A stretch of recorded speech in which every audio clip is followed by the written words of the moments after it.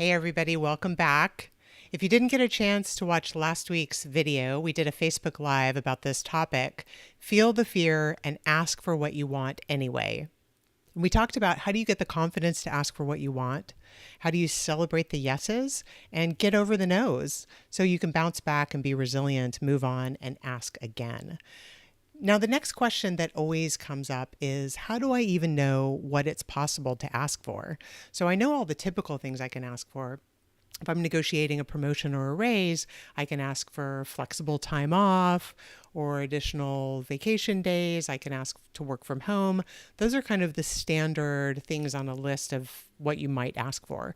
But there's a whole world of possibilities out there that you probably haven't even thought of.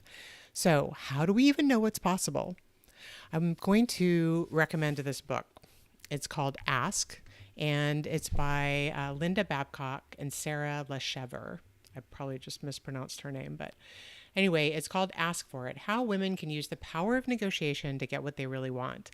Now, what I love about this book is it is full of stories, story after story after story of women who didn't realize what they could ask for, then realized it, asked for it, and in so many cases actually got it. So it's really inspiring, and it also will open your mind to the possibilities out there.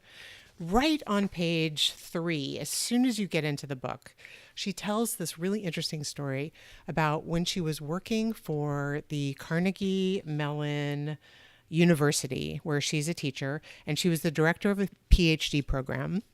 She tells the story about the women who come in, who are in the program, in the PhD program, and they come into her office one day and they express concern because almost all of the male PhD program participants were teaching courses.